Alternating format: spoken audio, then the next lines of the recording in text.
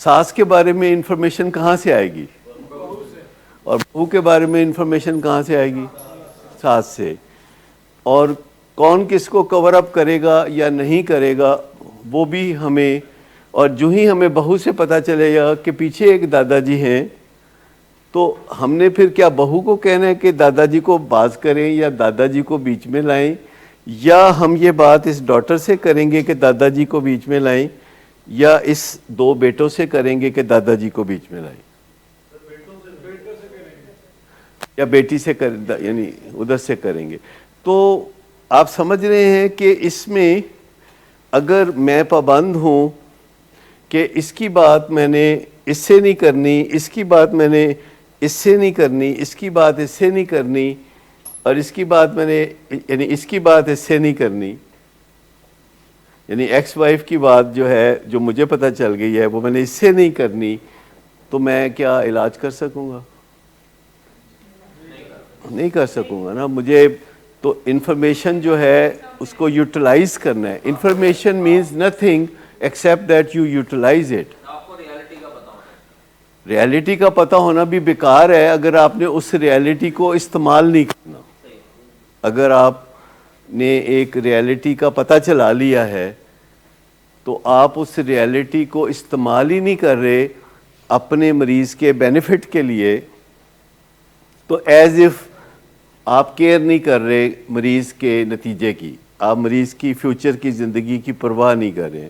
تو identified patient جو ہے یہاں پہ جب یہ آئے گا آئیڈینٹیفائڈ پیشنٹ تو ہمیں اس کے فیوچر کو دور تک دیکھنا ہے. اور جب اس کے فیوچر کو دور تک دیکھیں گے تو پتہ چلے گا کہ یہاں ایک بیٹا ہے جس کے کچھ مسائل ہیں ایڈکٹیو نیچر کے، تو اگر ہم اس کو اگنور کر دیں گے بالکل تو اس کے اوپر کیا اثر پڑے گا؟ اس کی ریکوری خراب ہوگی، کیونکہ اس بندے نے کہیں نہ کہیں اس کے اوپر اثر ڈالنا ہے اپنے بچاؤ کے لیے کہ میرا نشہ بچ جائے. میرا نشہ اس صورت میں بچے گا کہ میرا باپ جو ہے وہ علاج میں سے باہر ہو جائے. تو یہ ساری چیزیں جو ایک کمپیوٹر میں ریپرزنٹیشن کے تحت جا رہی ہیں، تو آپ سوچیں کہ یہ جسے فیملی سسٹم اپروچ کہتے ہیں یا کو ڈپینڈنس اپروچ کہتے ہیں، اس کے اوپر کام کرنے سے یہ چیز آئے گی. اور اس میں چونکہ یہ ایک بیماری ہے، اس میں اگر کوئی انفارمیشن اس بندے کو فائدہ دے سکتی ہے اور میں وہ انفارمیشن اپنے تک رکھتا ہوں تو اس بندے کو فائدہ نہیں پہنچے گا. اور اگر مجھے کوئی پتہ چل جاتا ہے کسی طریقے سے کہ اس بندے کو بھی کوئی خطرہ ہے، اگرچہ ابھی نہیں ہے آگے چل کے ہے، تو مجھے وہ خطرہ جو ہے وہ اس خاتون کو بتانا ہے کہ نہیں بتانا، یا اس فادر کو جو اپنے مصیبت میں پڑا ہوا ہے آئیڈینٹیفائڈ پیشنٹ ہے اس کو بتانا ہے کہ نہیں بتانا؟ بتانا ہے. انفارمیشن کا ہی صحیح استعمال تھراپی ہے. اور اگر آپ انفارمیشن کو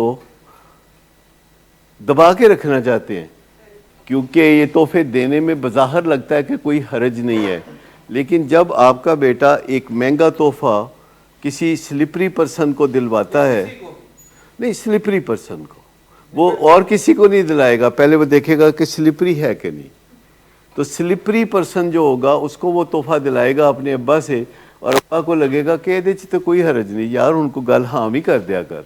تو آپ کے اندر گلٹ ہوتا ہے جب آپ ہاں نہیں کرتے.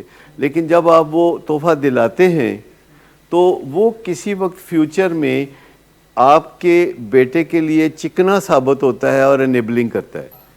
وہ آپ کو کہتا ہے انکل آپ فکر نہ کریں، میں بہت سمجھا رہا ہوں اس کو، وہ بہت نیک ہو جائے گا. پرسوں قوالیاں سن رہا تھا میرے ساتھ داتا صاحب، تو وہ آپ کو بالکل شانت رکھے گا، وہ کہے گا ٹھنڈ رکھ، تو کوئی مسئلہ نہیں.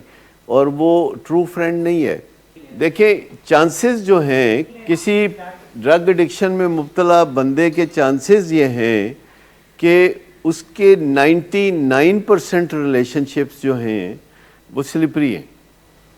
اب آپ 1% کے ساتھ جانا چاہتے ہیں تو آپ کی مرضی. نیچرلی اب آپ اتنا چونکہ سمجھ گئے ہیں ان چیزوں کو، اور آپ دیکھ لیں کہ جتنا آپ سمجھتے جا رہے ہیں ان چیزوں کو اتنا آپ کا ریلیشن شپ آپ کے بیٹے سے بہتر ہو رہا ہے، اور جتنا آپ کا بیٹا اپنی بیماری کو سمجھتا جا رہا ہے اس کا ریلیشن شپ میرے سے بہتر ہو رہا ہے. وہ سمجھتا ہے کہ میں اس کا دوست ہوں وچ از ٹرو، آپ سمجھتے ہیں کہ میں اس کے ساتھ سیٹ ہو گیا ہوں وچ از آلسو ٹرو. مطلب یہ ساری چیزیں پرو ٹریٹمنٹ ہے نا، کیونکہ I am not slippery for ہم، کیونکہ میں اس کو صاف کہہ دیتا ہوں کہ یار یہ ٹھیک بات نہیں ہے. میں اپنے پیشنٹس کو ایک خاص رنگ میں جو بات بھی کہنی ہوتی ہے وہ کہہ دیتا ہوں. جب وہ اپنی شادی کے بارے میں بات کرتے ہیں یا کسی گرل فرینڈ کے بارے میں بات کرتے ہیں یا وہ اپنے فیوچر پارٹنر کے حوالے سے کوئی بات کرتے ہیں، تو میں ان کو کہتا ہوں نہیں یار ابھی وقت نہیں آیا تمہارا ان باتوں کے بارے میں فکر کرنے کا، ابھی تمہارا وقت نہیں آیا، جب وقت آئے گا تو تم فکر کر لینا. تو ابھی تو تم جو کہہ رہے ہو نا کہ میں رشیدہ کے ساتھ شادی کرنا چاہتا ہوں، تو تمہاری شادی رخسانہ کے ساتھ بھی نہیں ہو سکتی، شائستہ کے ساتھ بھی نہیں ہو سکتی، رخشندہ کے ساتھ بھی نہیں ہو سکتی، تمہاری شادی فاطمہ کے ساتھ بھی نہیں ہو سکتی، تمہاری شادی ابھی ہو نہیں سکتی. یہ میں ہنستے ہنستے کہہ دیتا ہوں اور وہ میری بات سن لیتے ہیں.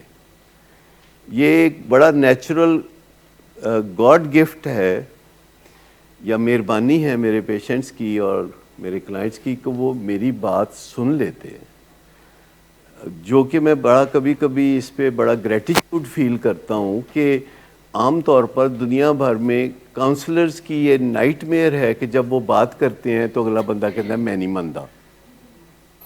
ٹھیک، تو میرے ساتھ عموماً کلائنٹس مہربانی فرماتے ہیں اور میں ان کو کوئی بات کہتا ہوں اور کئی دفعہ میں سوچتا ہوں کہ کہیں گے نہیں ایسی نہیں کر سکتے، لیکن وہ کہتے ہیں نہیں ہم کریں گے. یہ ایک جو پریویلیج ہے، یہ جو بلیسنگ آف گاڈ ہے کہ میں اپنے پیشنٹ سے بات کرتا ہوں تو وہ بھی انکلائنڈ نظر آتے ہیں. اگر میں ان کے پیرنٹ سے بات کرتا ہوں تو وہ بھی انکلائنڈ نظر آتے ہیں. اور اس کی وجہ یہ ہے کہ میں ان کو کہتا ہوں کہ دیکھو تم سب جو ہے جس تکلیف میں ہو اس میں سے نکل سکتے ہو، بشرطے کے بیچ میں جو کمپارٹمنٹلائزیشنز ہیں، جو آپ نے پردے ڈالے ہوئے ہیں، یہ ہٹا دو. اور کسی ایک فیملی ممبر کی جو کاؤنسلنگ ہوتی ہے میرے ساتھ یا کسی کاؤنسلر کے ساتھ وہ اچھی ہوتی ہے، لیکن 2 فیملی ممبر بیٹھے ہوں تو وہ دگنی اچھی ہوتی ہے، اور 3 فیملی ممبر بیٹھے ہوں تو وہ 3 گنا اچھی ہوتی ہے.